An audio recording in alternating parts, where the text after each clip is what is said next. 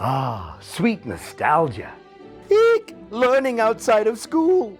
Ay, inadequate animation budget. Oh, Schoolhouse Rock. You were a part of our Saturday morning ritual. We all remember these educational musical short films from our childhood. Yes, they were catchy as hell, but like that soggy cereal, we silently scarfed while sitting sedentary and staring stoically at the small screen. Schoolhouse Rock may not have had the nutritional value we thought it did. So join me as we take this deep dive into a shallow learning experience. Go put on your PJs, pour yourself a bowl of sugar-coated denial, and enjoy my intrusion into your sacred childhood memories as we do the math, test the science, diagram the grammar, and debunk the history of Schoolhouse Rock. Top 5, bottom 5. It's time you learned something. Top 5. Bottom 5.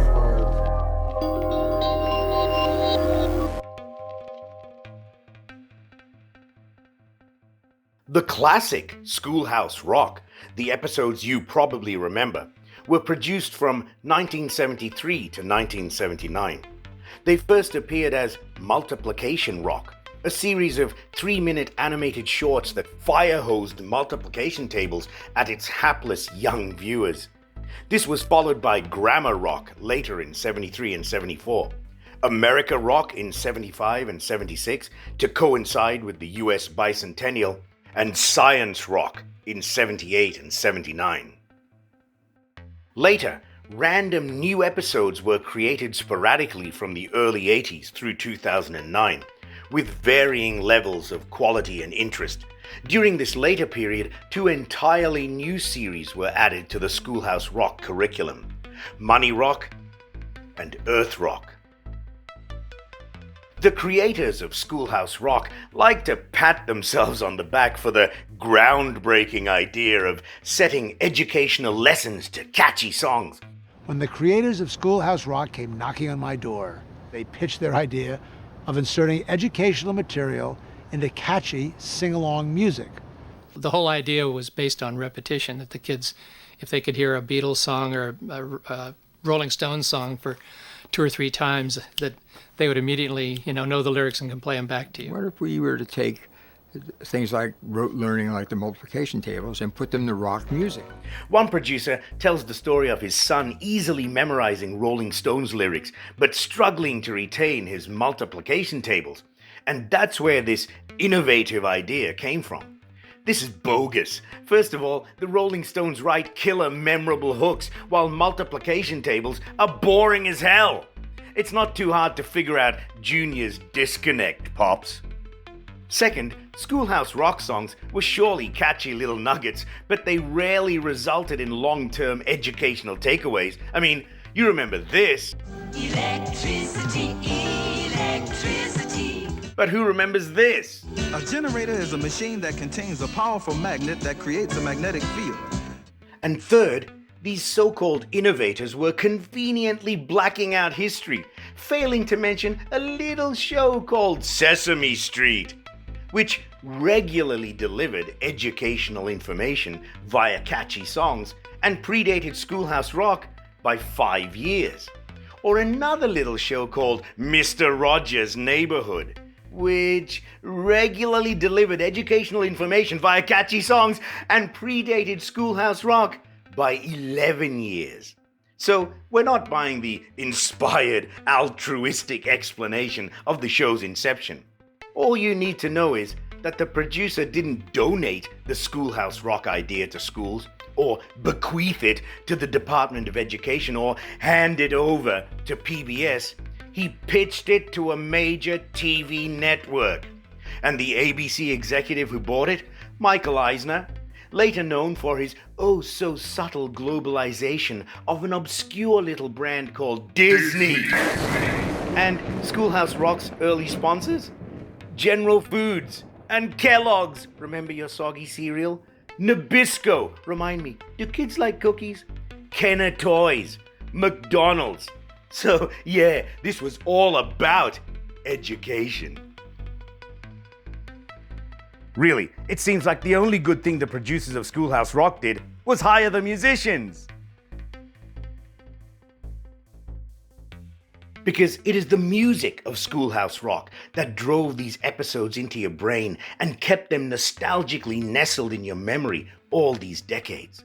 For the most part, Schoolhouse Rock's animation was only slightly better than flipbook stick figures, and the educational lessons were, well, we'll get into the education later, but the songs were always top-notch, created by world-class composers, arrangers, and performers with unimpeachable musical pedigrees. Let's meet the heavy hitters who brought the music of Schoolhouse Rock to life.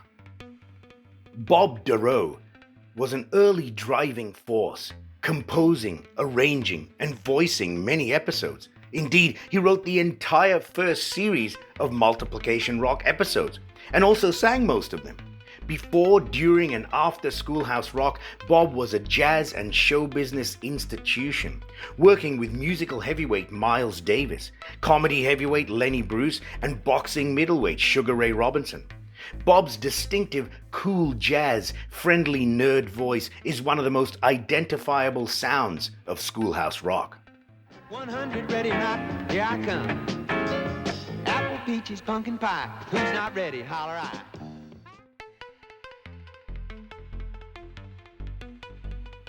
In 1975, Lynn Ahrens was a 22-year-old aspiring songwriter who would bring a guitar to her boring secretary job at an ad agency. A visiting producer asked if she'd like to try writing a song for his new educational cartoon series. This fortuitous event turned into a decades-long relationship between Lynn and Schoolhouse Rock. In addition to providing her catchy Joni Mitchell-style pop-folk sensibilities, Lynn sang many of the greatest episodes in a pure, clear singing voice that also carried bite and wit. To put it kindly, King, we really don't agree. Gonna show you how we feel. We're gonna dump this tea. Lynn went on to become a prolific award-winning composer for Broadway. Bob and Lynn were the songwriting engine behind Schoolhouse Rock. Between them, they were responsible for writing or co-writing 43 of the roughly 64 episodes. You can't discuss the music of Schoolhouse Rock without mentioning the impact of singer, trumpeter, and actor Jack Sheldon.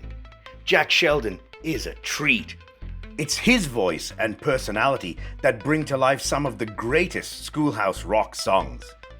And even when the material was mediocre, Jack still sold it. With whistle stops and photo ops and great debates and TV spots, posters, pics, even dirty tricks, they run for president.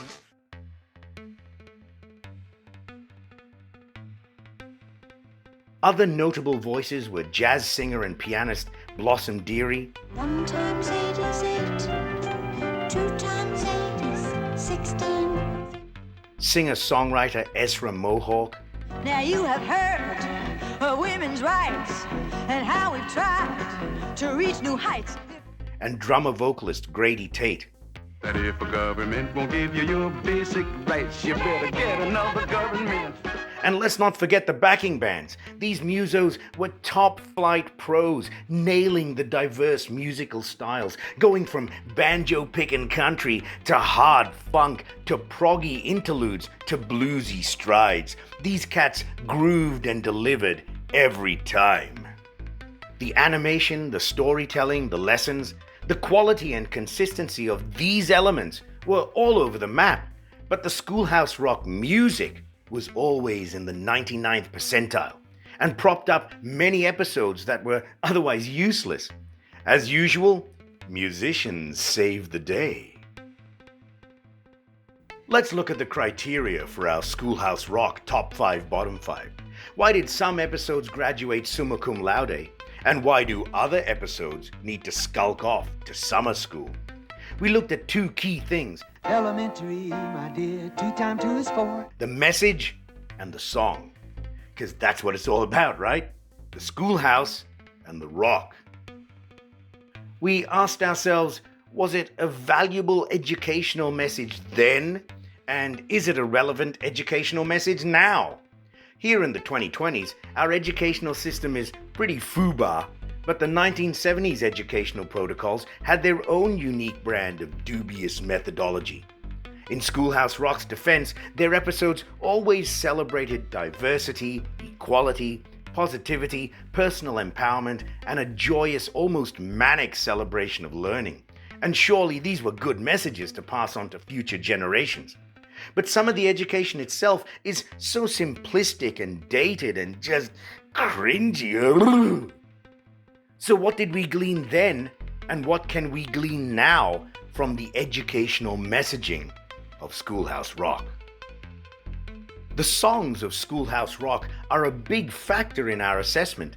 Obviously, we judge them as aesthetically pleasing, melodic and structured musical pieces, but also how well did the songs convey the aforementioned educational message? Did we retain the information? Is our brain a-learning while our toes are a-tapping? We didn't judge the animation of Schoolhouse Rock. Sometimes it was wildly creative and intriguing, and sometimes it was amateurish and clunky. Historically, kids have never been discerning about visual presentation, and it seems unlikely that any educational takeaways were affected by the animation quality either way. And keep in mind, some of the best shows of all time offer some of the crappiest visuals. South Park, The Simpsons, Dunmore's Movie Mania. Okay, class, who's ready for the top 5 Schoolhouse Rock episodes? 5. 'Cause I'd unpack my adjectives. Number 5 is a Grammar Rock episode from 1974, Unpack Your Adjectives, written by George Newell, a longtime producer and creative director of the Schoolhouse Rock series. Blossom Dearie takes the vocal. It's a perfect voice fit for this slice of Ricky Lee Jones' light, funky flute rock. Days are sunny or they're rainy. Boys are dumb or else they're brainy. Blossom tells the first-person story of a girl and her turtle coming home from a camping trip and unpacking adjectives from her knapsack to describe their adventures. Everything about this episode makes sense. The animation is simple and clear, the song moves along without leaving us behind, and the adjectives are always displayed in a clever and effective way. We understand that the bear was hairy and scary, and that those words are adjectives. And I gotta point out the line that follows. We beat a hasty retreat from his lair. Come on, that's great. Even as the song gets deeper into describing more complex grammatical details. Usually the precarious place where Schoolhouse Rock trips itself up, the extra explanation doesn't prevent the adjectives from resonating. Perfect, light, funky, simple, clear, clever, effective. Looks like someone's been unpacking his adjectives. 4.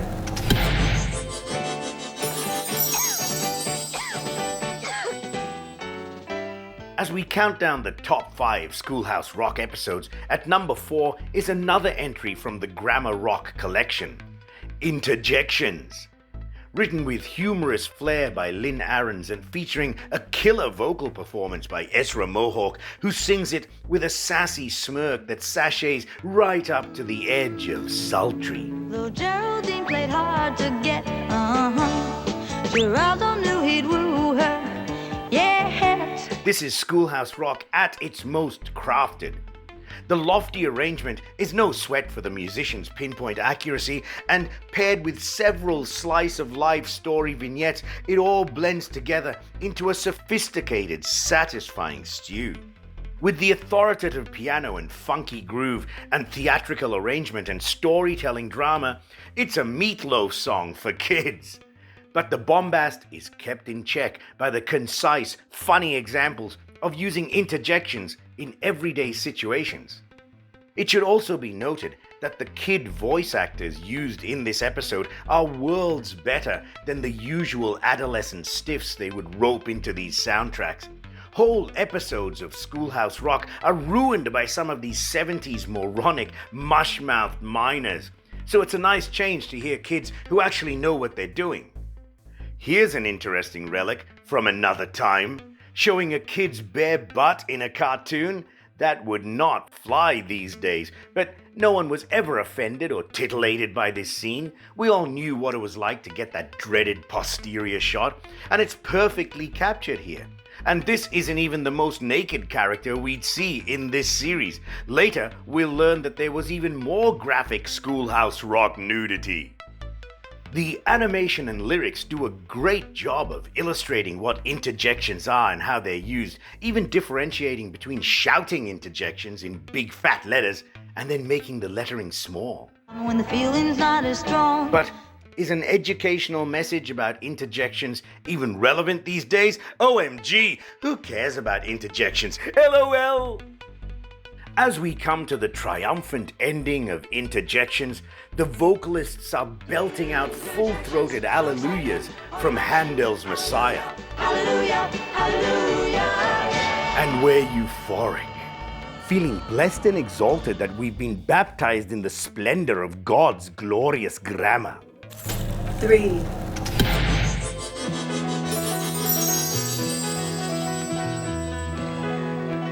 At number 3 in the top 5 Schoolhouse Rock episodes is Rufus Xavier Sarsparilla, another grammar rock episode that first aired in 1976. This is the best song in the entire series, hands down. It's no use arguing with me. I'm the teacher, and I said so. The subject matter has its own satisfying educational message and modern-day relevance, but it's certainly not a crucial thing for anyone to learn about. No, it's the strength of Bob DeRoe's melodic hooks, his infectious Vince Guaraldi piano licks, and his clever arrangement of Kathy Mandari's lyrics. The band keeping it tight and syncopated, and Jack Sheldon's charming, larger-than-life performance that lifts this episode into the top 5. Sometimes when we take them all on the bus, people really raise a fuss. They start shouting out a lot of pronouns at us like, who brought that rhinoceros on this bus? And what made that horrible noise? And which one of them getting off first? That said, it's still utterly satisfying watching narrator Albert Andreas Armadillo break down the relationships between his friends Rufus Xavier Sarsparilla and Rufus's sister Raffaella Gabriella Sasparilla, along with their pets, a rhinoceros, a kangaroo, and an aardvark. Albert could say all that, but saying all those nouns over and over can really wear you down. So Albert recommends streamlining your language by using pronouns, and we agree. If you're into home renovation shows or before and after makeovers or decluttering and organizing with Marie Kondo, or maybe you just like editing language to encourage clarity of thought, if so, you have the perfect brain to enjoy the message of Rufus Xavier Sarsparilla. But pronouns? Who cares, right? Au contraire. There happens to be a hell of a lot of people who care about pronouns these days. As society navigates gender designations, we hear some folks arguing for a more diverse set of labels, a more liberal use of pronouns to promote inclusivity. Others might argue that demanding more pronouns and designations will simply create more clutter and confusion. Well, go ahead and fight amongst yourselves. I'll be over here jamming to this.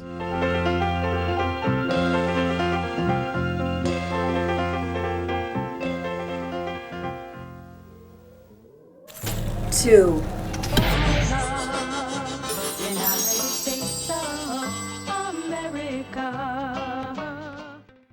At number 2 is an America Rock episode, The Preamble, which first aired in November 1975. As that year drew to a close and we were entering 1976, the American bicentennial, patriotism was heavy in the air. Now, if you've been paying attention for the last 4.5 decades, today trying to navigate the America Rock episodes means you'll be doing a lot of cringing and eye-rolling. Life, liberty, and the pursuit of happiness. A whitewash of naivete, propaganda, and sanctimony would be the undoing of many episodes in this series about American history and government, but this episode, The Preamble, keeps its hands pretty clean. Because, for the most part, There's no patriotic facade, no political grandstanding, no spit-polishing history. The Preamble episode tells a pure, simple, unadorned story about the Constitution. If there was a slight whiff of hypocrisy in this episode, it appears that someone in the animation department sniffed it out and snuffed it out. The episode is cleverly animated in two halves. The first half, colonial scenes, and the second half, modern counterparts of those same scenes. A courtroom, a voting booth, soldiers marching. As the signing of the Constitution is shown, we first see the frilly cuffs and frock coat sleeve of a white founding father giving an OK stamp of approval on the document. Fast forward to the same scene in modern times. It's a black hand in a hip 70s polka dot sleeve applying a right on stamp to the Constitution. A small gesture, but meaningful. The song itself, written and performed by Lynn like Olivia Newton-John in her early country era, is a banjo-picking bluegrass folk dandy. Lynn effortlessly implants the archaic, awkward language of the preamble into a perfectly phrased, hooky chorus, shaping mouthfuls of clunky phrases like Justice ensure domestic tranquility, to ourselves and our posterity do ordain and establish into a memorable melodic sing-along. And when the group harmonies come in on the chorus singing "We the People," I'll be damned if it doesn't sound like "We the People," united, singing it all together and meaning it. We the people in order to form a more perfect union. On a quick side note, a message for many of our finest fellow citizens. In order to produce this video, we slogged our way through all 60 plus episodes of Schoolhouse Rock and did weeks of research and writing. Why? Because we wanted to try to speak somewhat coherently on the subject. So here's a friendly reminder. Please stop citing the Constitution unless you've read the f***ing thing! 1. Sometimes I think I'm running out of energy. Coming in at number 1 of the top 5 Schoolhouse Rock episodes, The Energy Blues. Wait, what? Dose of reality, folks. The environmental energy conservation message of this episode is as relevant and literally life or death now as it was when it was released as part of the Science Rock series in 1979. In fact, it's probably even more germane because decades have passed and the message still hasn't sunk in. We already knew back then what was causing the problem. Hell, this goddamn 40-year-old cartoon knew. The cartoon even outlined energy solutions for all of us dummies, and yet, here we are. And forget 1979, how many current sci-fi or futuristic movies have we seen where the society on screen is using hydroelectric power, or solar power, or wind power, or nuclear power, and we're watching and thinking, yeah, that's smart, that's what future generations will do. We are the future generation, and we're not doing it. What are we, morons?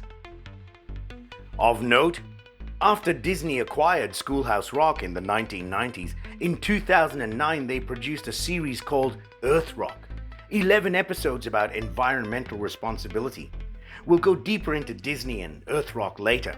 Earth Rock was a Disney-fied production all around. New creative team, slick modern animation, cheery contemporary songs, but conspicuously dropped in amongst these shiny new models was one old jalopy, the Energy Blues.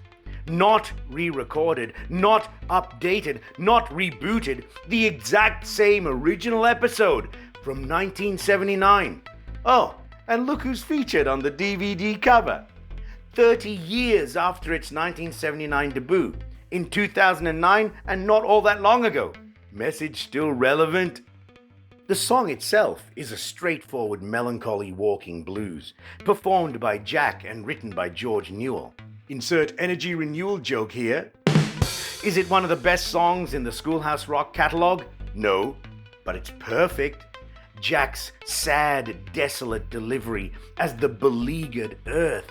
Energy, you'd think we'd be saving it up. The lazy jazz piano barely able to tinkle around the sluggish, plodding bass line.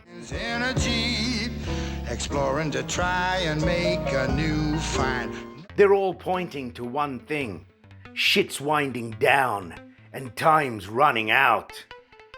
In fact, the animation and storytelling are all anomalous for Schoolhouse Rock. Unlike pretty much all other episodes, this is not a feel-good story they're telling us here. For once, instead of cheerleading us through the joys of learning and educating, Schoolhouse Rock is actually admonishing us. And we deserve it. Watching this episode affects us emotionally. As a kid, it was a gloomy bummer. As an adult, it's dark and depressing as hell. We feel the palpable doom, and we're meant to. The episode is smoke-filled with pollution. There's an oil spill. Forests are decimated. Cars clog the scenes. The Earth narrator looks and sounds tired and forlorn. Jack ends the woeful song on a long, dissonant note. Yet it finally slides up into its major key resolution while his Earth character gives us a tentative, even hopeful smile. And maybe 40 plus years ago there was hope. Surely, we thought, the next few generations are going to recognize the coming environmental catastrophe, and by the early 2020s, those smart future people in their flying cars and unisex jumpsuits will have it all figured out, right? Yeah, so how's that going? Before we get into our bottom 5 episodes, let's explore some other notable flotsam and jetsam from the series. Anecdotes, observations, and rants from Schoolhouse Rock lore. So who's ready to meet psychedelic yokels, existential computers, litigious carnies, and a most bodacious naked cartoon lady?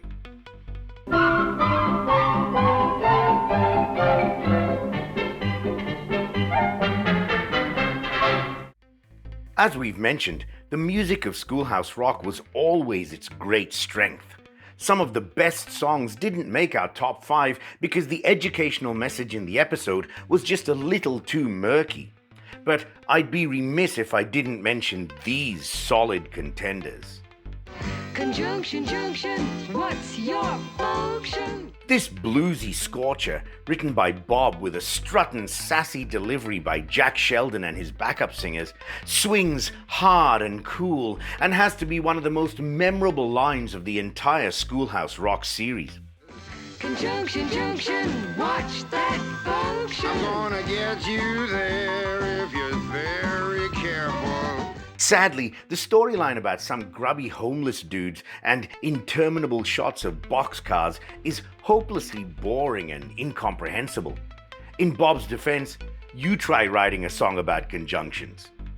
And in our defense, you try watching a cartoon about it. Lolly, lolly, lolly, get your adverbs here. Lolly, lolly, lolly, got some adverbs here. Bob writes and sings this maniacal earworm about 3 generations of guys named Lolly who sell adverbs out of their old-timey general store. Yes, you heard me. It's a whacked-out concept with a torrent of adverb information spit out by the chipmunk-pitched Bob voices. Lolly, so come on down. Lolly, lolly, lolly. Adverbs deal with manner, place, time. Lolly, lolly, lolly. Condition, reason. Father, son, and lolly. Comparison, contrast. Lolly, lolly, lolly. Making it impossible to glean any information from it. And you won't, aside from that damn catchy line. Lolly, lolly, lolly, get your adverbs here. I find it quite interesting. A noun's a person, place, or thing. The band performs this double-time country pop 1/5 bass song with humor and aplomb, and Lynn writes and sings another charming gem. This episode came oh so close to making our top 5. Better luck next time, Noun Song. And remember, a noun isn't always a winner, but a winner is always a noun.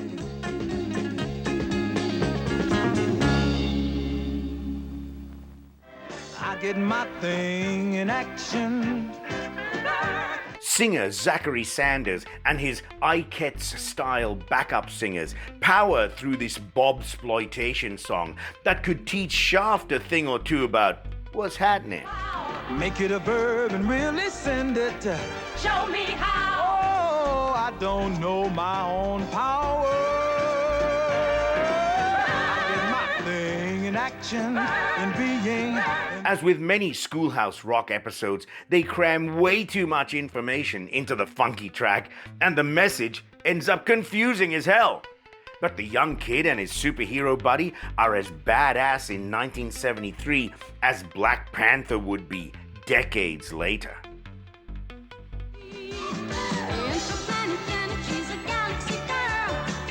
A masterclass in pop songwriting and celestial singing by Lynn Ahrens, this is another one we hated leaving out of our top 5. It's clear that someone came up with the name Interplanet Janet, which is cute as hell, but where do you go with that? Their solution? A winged, permed, feminist rocket mermaid girl flying around the solar system, scrutinizing solar bodies. Makes sense to me. It's a bit fluffy and silly trying to justify Janet's adventures, but the verse about the sun is fantastic. The Mercury on Mercury line is hot stuff, and Earth gets a well-deserved talk to the hand from Janet. But the creatures on that planet looked so very weird to Janet. She didn't even dare to say hello. Take it from one of the weird creatures, Janet. You made the right call. Nothing to see here. Mr. Morton walked down the street. Mr. Morton walked. Who the hell is this Mr. Morton? I've never heard this one. If you're first or second generation Schoolhouse Rock, you probably haven't heard the tale of Mr. Morton. That's because it was produced in 1993, and it's a shame we never had Mr. Morton's acquaintance until now. This is a true musical return to form for Schoolhouse Rock, harkening back to their quality early material after a long creative dip. Written with purpose and warm humor by Lynn, and taken out for a jaunty swagger by Jack Sheldon. We're reminded of an old Kinks music hall number, or maybe a Belle and Sebastian nostalgic stroll through 60s sunshine pop. Mr. Morton knocked on her door. Mr. Morton knocked. Mr. Morton sat on her porch. Yes, he just sat there and rocked. Unfortunately, by 1993, Schoolhouse Rock was scraping the bottom of that parts of speech barrel. The concept this time predicated on the subject of subject and predicate. So just tune out all that sentence diagramming hooey and enjoy the simple tune and tale of Mr. Morton. The Multiplication Rock collection isn't well represented on our list, either good or bad. This was the first series commissioned for Schoolhouse Rock, with all songs by Bob. Not only was the series still finding its creative feet, but let's not forget these counting and multiplying songs are composed entirely by a nerdy jazz musician. So the concept may have sounded groovy and clever with his jazz buddies in the recording studio, but keep in mind, it's multiplication rock. So lyrically, the only place to go was essentially shotgunning multiplication tables at 8-year-olds. The Multiplication Rock episodes aren't really effective as a whole, but a handful of the songs add up to yummy musical goodness. 3 is a magic number. Yes, it is. 3 is a Magic Number is a charming, mellow 60s pop ditty in the style of the Lovin' Spoonful, and proved to have a longer lifespan than most Schoolhouse Rock songs. It was sampled by De La Soul in 1989. 3, that's a magic number. Yes, it is.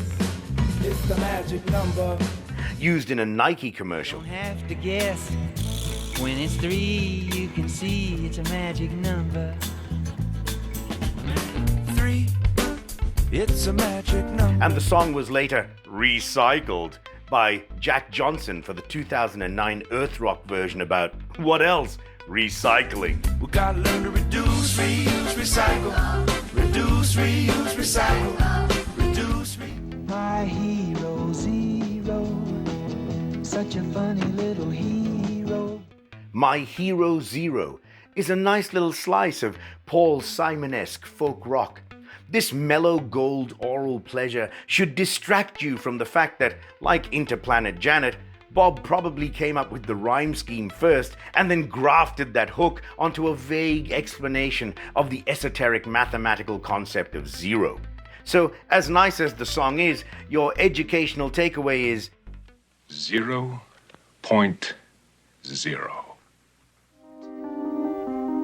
If you skate a figure 8. Blossom Deary's unique baby doll voice gives figure 8 a melancholy, wistful musical depth.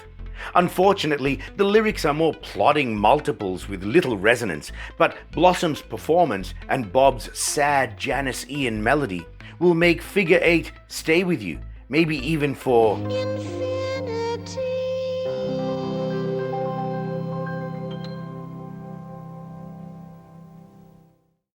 Hey, little 12 toes, I hope you're well.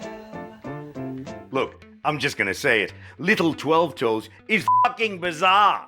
The main character is a hayseed farm boy contemplating the astral plane and wondering how our numeric system would be different if we'd had 12 fingers and 12 toes instead of 10.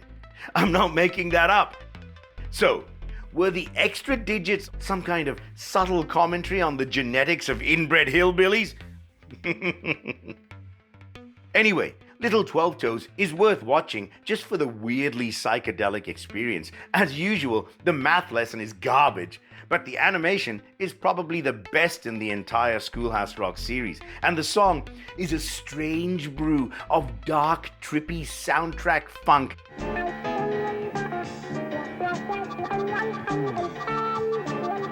And a chorus that Bob sings like everyone's favorite cosmic troubadour, Donovan. Hey, little 12 toes, I hope you're thriving. Some of us 10-toed folks are still surviving. Methinks Bob wrote this song after getting a hold of some of that mellow yellow. With Mother Necessity, and where would we be? Mother Necessity is an America Rock episode that's worth a look because it was a unique all-star event for Schoolhouse Rock. The voices of Bob, Jack Sheldon, Ezra Mohawk, and Blossom Deary singing together and playing off each other in this Rhapsody-style show tune about notable American inventors throughout history. Thomas Edison, Samuel Morse, Alexander Graham Bell, the Wright brothers, and more. It's a fun romp and a creative collab that Schoolhouse Rock never did again. When Robert Fulton made the steamboat go. When Marconi gave us wireless radio. When Henry Ford cranked up his $1 motor. When Samuel Slater showed us how the factories go. I'm a victim of gravity. Science Rock's A Victim of Gravity is a fun diversion. Written by Lynn to capitalize on Grease mania at the time, including lifting a few scenes from the movie. The actual doo-wop group, The Tokens,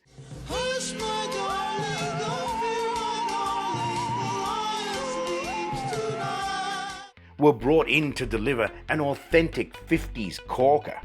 Good stuff. It's like a magnet deep inside the ground. When I lift something up, I can feel it pulling down.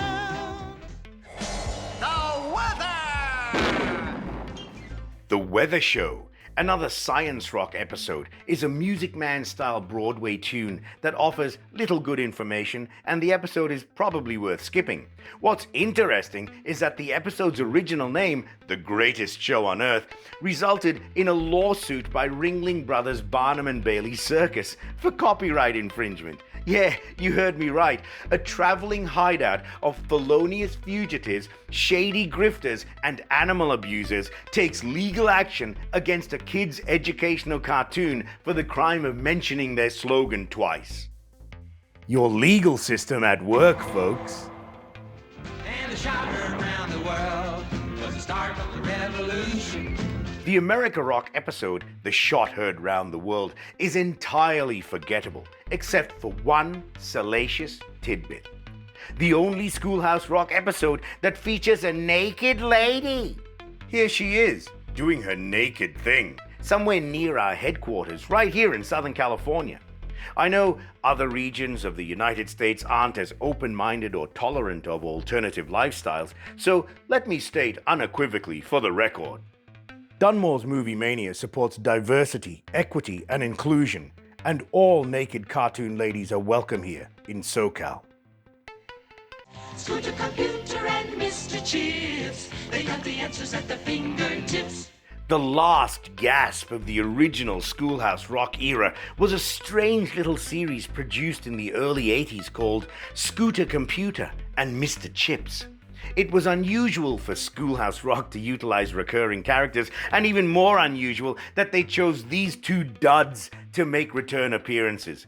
Scooter Computer is a skateboarding young scamp who meets up with Mr. Chips, a vaguely British C-3PO metallic-voiced anthropomorphic home computer who travels hither and thither on roller skates, while somehow still connected to a power cable that trails off screen. The early tech geniuses behind these episodes had figured out mobile. Just put all our electronic devices on roller skates, while wireless was apparently still a far-off dream. Maybe just a really long extension cord. Like My Hero Zero and Interplanet Janet, we recognize the forced cutesy rhyme of Scooter Computer, but it's wildly illogical why Scooter's last name is Computer. Like the rest of us dolts in the early 80s, Scooter has no clue what computers are or what they do. And the dumb kid spends every episode having the basics of home computer technology droid-splained to him by Mr. Chips. In fact, a better name for this series would be The Existential Journey of Mr. Chips, since the main purpose of this bumbling bucket of bolts is to urgently justify his annoying digital intrusion into our hitherto peaceful, mostly analog world. I can shake numbers up, I can break numbers up, I can turn them into something you can use. If you can punch them, I can crunch them, 'cause I'm a number cruncher. Mr. Chips, you are amazing. Elementary, Scooter, a piece of cake. Well played, Mr. Chips, well played. Because that primitive pile of pistons was right. Computers were here to stay. But alas, not so our pals Scooter and Chips, who were given the old heave-ho after just 3 episodes. The official story of their early demise involves something about their message of glorious innovation becoming obsolete almost instantly. And that's probably accurate. But really, these creepy little Brave New World episodes never stood a chance. They were ill-conceived from the start. The characters and the actors portraying them were grating and unlikable. And while there's no denying a computer revolution was already underway, when these unpleasant and irksome songs were fed into your average 10-year-old on a Saturday morning in 1982. Some people assume that simply because I can beat them at math and word games and chess and checkers and fingers and fingers all in the same afternoon. The only thing that came out the other side of the befuddled kid's head was does not compute. Money Rock, produced from 1994 to 1996, and Earth Rock, produced in 2009, are both latter-day Schoolhouse Rock collections that suffer a similar dichotomy. These two concepts, financial responsibility and environmental responsibility, are probably the most useful and impactful Schoolhouse Rock lessons that kids will need to know and carry with them throughout their lives. You might even say that both concepts are evergreen. But here's the problem with both series. The songs are simply not as catchy or memorable as the classic Schoolhouse Rock era. So these important messages just don't resonate. That said, Money Rock is recommended viewing anyway. It's an excellent place to start your kids down the path to understanding loans and interest, budgeting and bills, using a checking account, comparing prices. You know, all the responsible shit that you never do. But Dunmore, All these musical life lessons about financial responsibility, aren't they written by musicians? The most Peter Pan delusional, egregiously irresponsible, degenerate man-babies on the planet?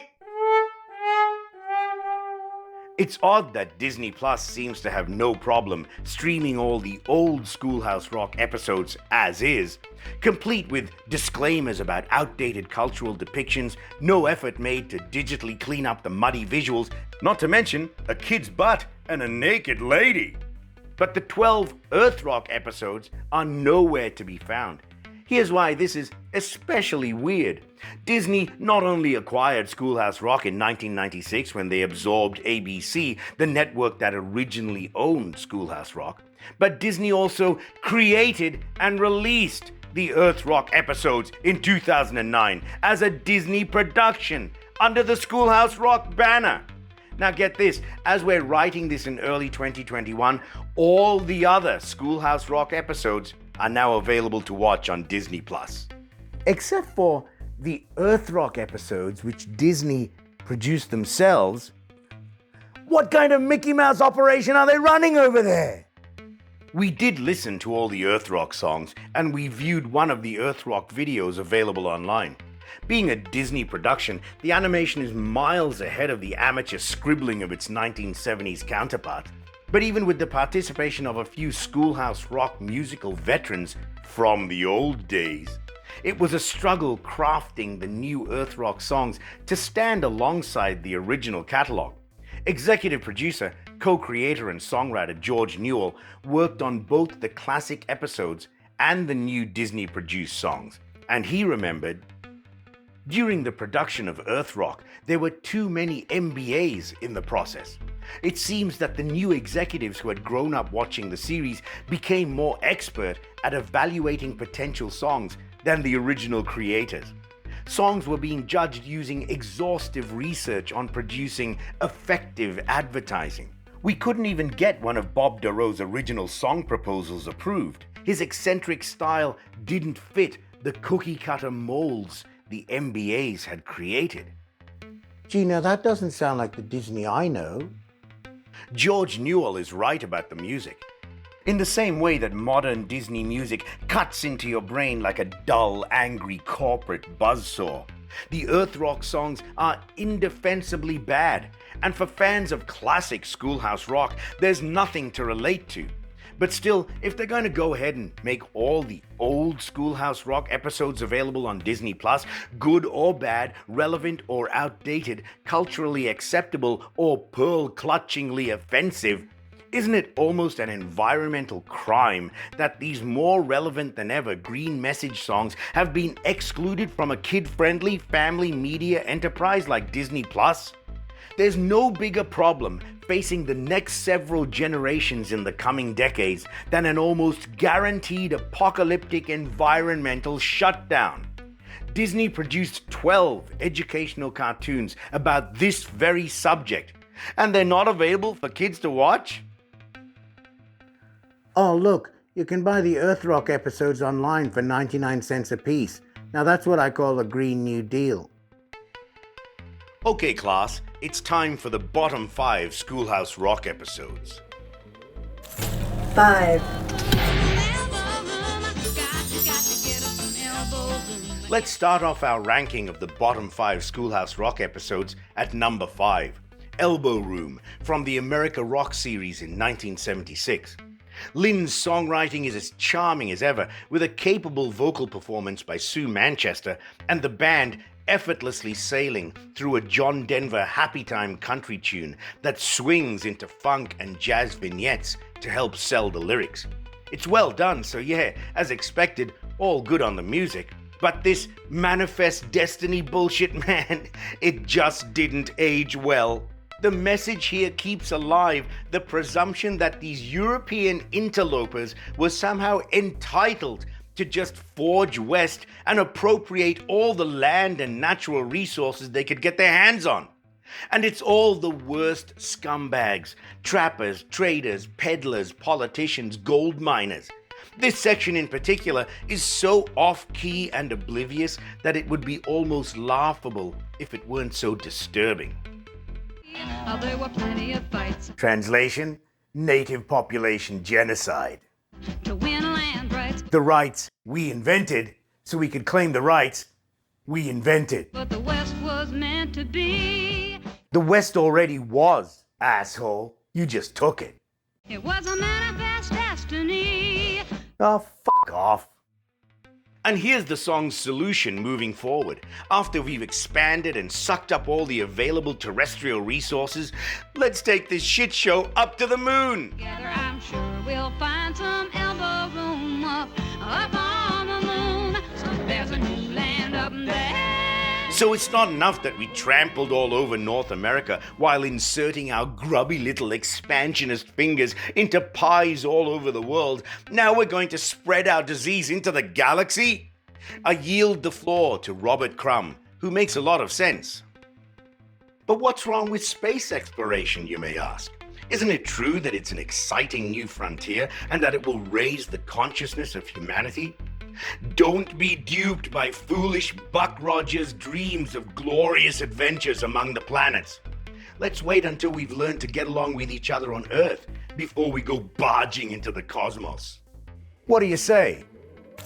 4. I'm just a bill. Yes, I'm only a bill. Working our way through the bottom 5, coming in at number 4 is I'm Just a Bill. Also from the America Rock series in 1976. Wait, isn't this one of the most beloved episodes ever? Hasn't it been lovingly parodied countless times? I'm just a bill. Yes, I'm only a bill. I'm just a lie. Yes, I'm only a lie. I'm just a bill. Oh, yes, I'm only a bill. I'm an amendment to be. Yes, an amendment to be. But Stephen, I'm just a bill. Yes, I'm only a bill. Yes, they call me Bill, and I'm standing here on Capitol. Oh! Isn't the Bill character almost the face of Schoolhouse Rock? With your teeth gnashing, your fists clenching, and your head exploding, you demand to know. How is I'm Just a Bill in your bottom 5, Dunmore? You're right. This episode, about a bill's journey through Congress trying to become a law, is probably the most well-known. If you say Schoolhouse Rock in a crowded room, someone will inevitably turn around and answer, I'm just a bill, yes, I'm only a bill. So yes, it is fondly and widely remembered. But have you watched it lately? It's not perfect. Let's start with this quaint fiction. A group of local citizens voiced their outrage about a railroad crossing. I guess it was between that and cattle rustling. So they get their congressman directly on the phone, and he turns around and starts typing the bill himself. Yeah, right. Today, if you can get a congressional intern to send you a form email reply, congratulations, politically active citizen. Your voice has been heard, and your congressperson is deeply concerned about your issue. Take a bow, Cesar Chavez. And for the record, that sort of direct, immediate contact with a representative didn't happen in 1976 either. Another glaring issue with this episode, has recording technology evolved to the point where we can remove that monotonic voiceover kid from this episode? Listen to those congressmen arguing. Is all that discussion and debate about you? What's with these 70s flatline comatose kid actors they keep hiring for this series? I guess it was true. All the kids back then were on reefer. And yet, even with these shortcomings, I'm Just a Bill could have made a run for our top 5 for its many attributes. Dave Frisberg's Randy Newman-style bluesy vamp with its surprising angular melodic twists. I hope and pray that I will, but today I am still just a bill. Another stupendous performance by Jack Sheldon, the solid animation and clear storytelling, and of course, the memorable Bill character. It's a quality episode for sure. Sadly, it's all bullshit. Fast forward to the early 2020s, where apparently all you need to kill legislation and thwart democracy as we know it is one malevolent, dead-eyed, chuckling crypt keeper willing to trade his blackened soul, integrity, and legacy, along with the rights, aspirations, and well-being of millions of his countrymen. for a smattering of limp-fisted corporate handjobs. If you don't like where I'm just a bill lands on this list, don't blame me, blame Mitch fucking McConnell! Look, don't be a smartass. No need to point out the ebb and flow of political careers, politicians' fluctuating degrees of influence, voting trends, and societal changes. As long as his demonic tools are in the toolbox, in one form or another, the zombie McConnell will just keep rising from the dead. Over and over and over. So keep dreaming about becoming a law, Bill. We'll be over here dreaming about a system that's fair and equitable and safe from the malignant clutches of undead ghouls. And maybe someday we'll all wake up from the same nightmare. 3. I'm gonna send your vote to college. Moving down the list of the worst of Schoolhouse Rock, at number 3 is, oh look, another America Rock episode. I'm gonna send your vote to college. In 2002, Schoolhouse Rock was released on DVD for the first time, so they got the band back together and created 2 new episodes with the old gang. So Bob and George Newell wrote this song about the Electoral College, and Jack and Bob shared the lead vocals. The episode creators' big eureka moment was to take the phrase Electoral College and ramrod it into a cornball college-themed episode. So the song has a college marching band and cheerleaders and stadium crowds with lyrics about football teams and tuition and classes and everyone who graduates becomes a president. It's an electoral college, get it? I mean, come on, that's about as clever as hosting a video about educational cartoons while wearing a cap and gown. The song's explanation of the Electoral College is a muddled mess, not unlike the Electoral College itself. It's unclear what kids are supposed to take away from this episode, aside from confusion and a desire to skip college and go to trade school.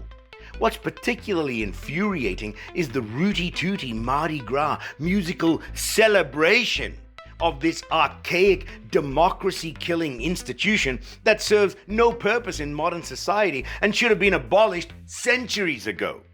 Here's a telling line directly from the song. The electors give that person all their votes, and it's considered fair and square. Not that it is fair and square. It's considered fair and square. Even the song isn't buying its own bullshit. So sorry, I'm gonna send your vote to college. You've been kicked out of the Schoolhouse Rock fraternity for intellectual dishonesty, tarnishing the reputation of Schoolhouse Rock and endangering the brains of children. The college has counted the votes. Our decision is final. And it's considered fair and square. 2.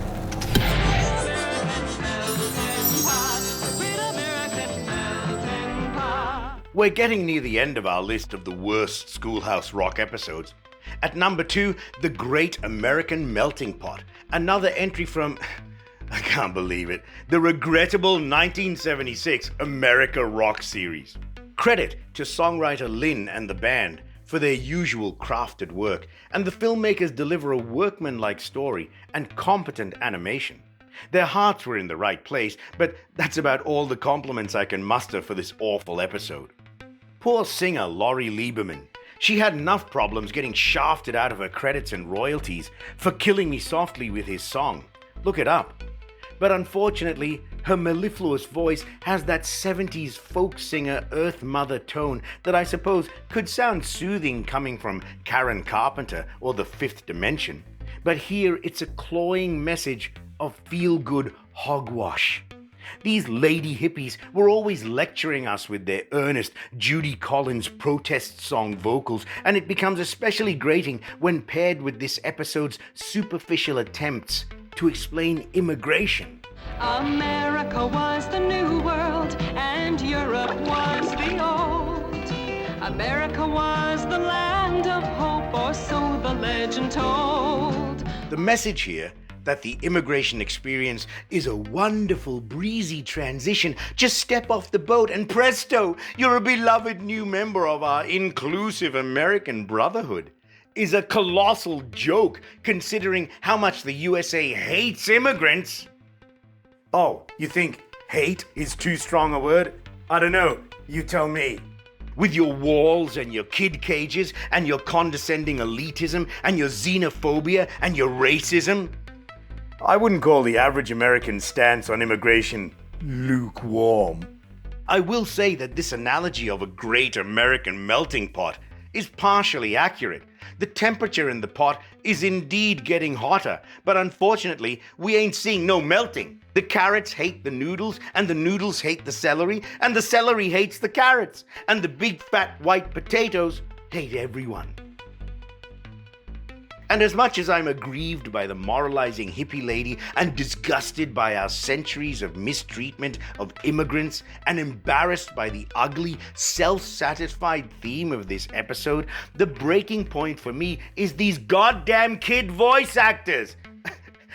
I just can't take any more of these lifeless duds and their god-awful performances. America was founded by the English, but also by the Germans, Dutch, and French. The principle still sticks, our heritage is mixed. So any kid could be the president. Who's the person responsible for hiring these insufferable lumps of clay? And can we deport that guy? Number one. Schoolhouse Rock. Schoolhouse Rock. Schoolhouse Rock. It was also pointless. I suppose they meant well, but I don't know. It's just that everyone is so dumb now. It didn't work. None of this infotainment, educational kids' TV nonsense made any difference. Sesame Street, Mr. Rogers, Reading Rainbow, Bill Nye the Science Guy, Barney and Friends, Schoolhouse Rock. After decades of mainlining this stuff into kids' brains under the soft canopy of education, turns out it doesn't work. Isn't everyone dumber today than they've ever been? I know I'm shitting on your past, but your gauzy nostalgia for a past that didn't exist is shitting on my present and everybody's future. And I get it. Everyone is nostalgic for the good old days, for these TV shows from your childhood. Do you know what I'm nostalgic for? The good old days when dumb people used to strive to not be dumb people anymore. These days, everyone's doubled down on dumb. Let's leave your childhood memories behind and fast forward to today. Why don't we take a look at your grades? If your job application is riddled with mistakes, there's a good chance you're a low-paid worker, right? Not quite. You're actually a low-paid worker. You're not a loser if you occasionally make a spelling error, but you are a loser if you don't try to fix your dreadful spelling. You're not an idiot because your writing is horrible. You're an idiot because you don't care that your writing is horrible. Dear science deniers, you are currently watching this video on a device that was created using science. Ergo, science exists. If the existence of science conflicts with your worldview, the propaganda about America's origins and history and government was powerful stuff. Schoolhouse Rock was as lazily guilty of pumping out that crap as any other educational source you were exposed to. Your clueless parents, your indifferent teachers, your jingoistic elected officials. So you're forgiven for buying into the bullshit because we all did. But once you reach the age of, 15, maybe look around and say, wait a minute. I'm starting to think my millionaire representatives who buddy up to gun lobbyists and oil executives and Wall Street and corporate bankers may not like me as much as they say they do. The current environmental disaster was created by corporations and banks and lawyers and good old boys. If you're not one of those, you get some slack. But if you're voting for politicians who deny climate change or reject green technology, reminder, phone, science, don't be a jackass. The system is indeed rigged against you. That's not your fault. You haven't been voting for people who will change the system. That is your fault. Don't bother learning your multiplication tables. We have calculators for that. In other words, stop multiplying. There are too many of you. The paradox? Dumb people don't realize that dumb people shouldn't be creating more dumb people because it keeps all of the people dumb.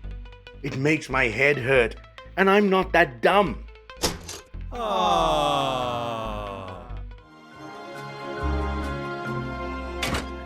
I can think of at least 2 things wrong with that title. Schoolhouse Rock's illusion of education is even reflected in its name. Yeah, I'm gonna get a little pedantic and conceptual here, but bear with me while we play this out.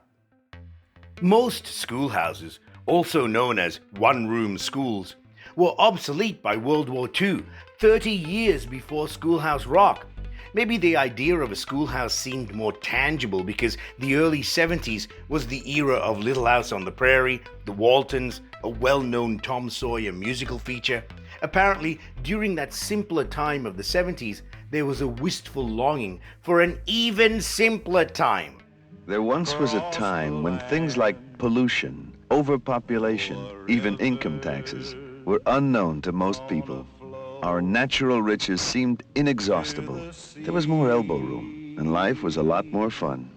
Unless you lived in a remote rural area, a schoolhouse just wasn't a thing for 70s kids.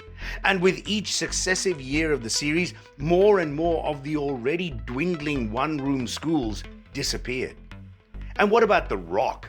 In this series, there's plenty of country, bluegrass, folk, blues, jazz, funk, Broadway show tunes. But I defy anyone to name one song in the entire Schoolhouse Rock catalog that is actual rock music. The whole concept may have been born from a Rolling Stones anecdote, but there's nary a Stonesy groove to be found, or Led Zeppelin, or ELO, or Deep Purple, or Chuck Berry, or anything that even resembles rock. It almost seems like it was convenient to co-opt the word rock while keeping the songs benign for kids. So where does that leave us with the name Schoolhouse Rock? It does provide a nice warm feeling, and credit goes to the team that came up with it. Schoolhouse Rock has endured through the decades as terrific, powerful, evocative branding.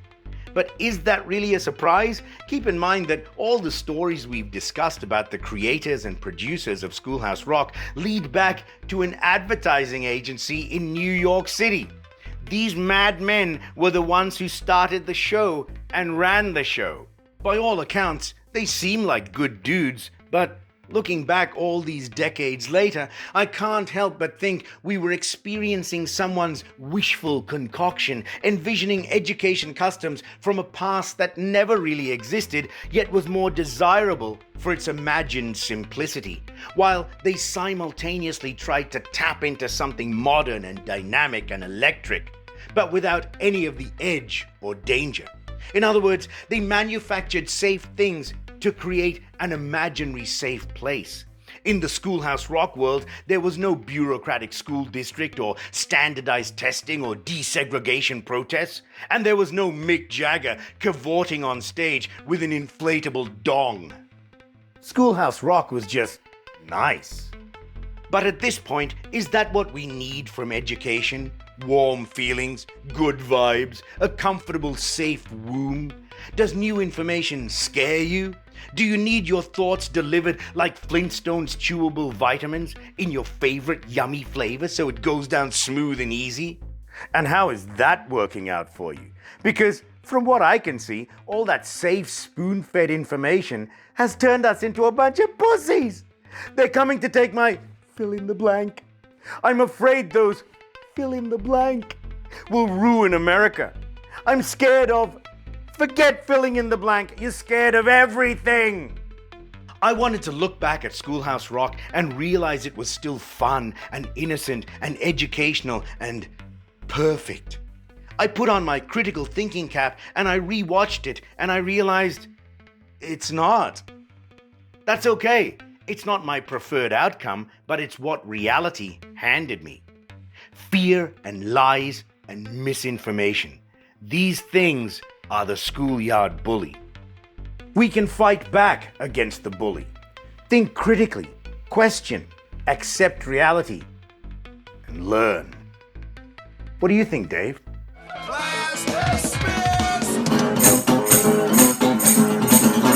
Okay, lecture over.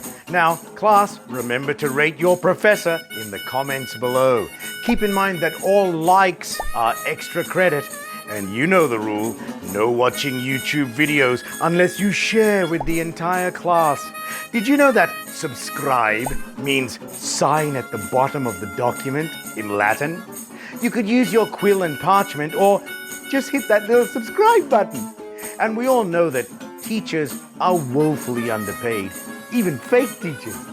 So why don't you head on over to Patreon, PayPal, or Venmo and contribute to the Dunmore Educational Fund.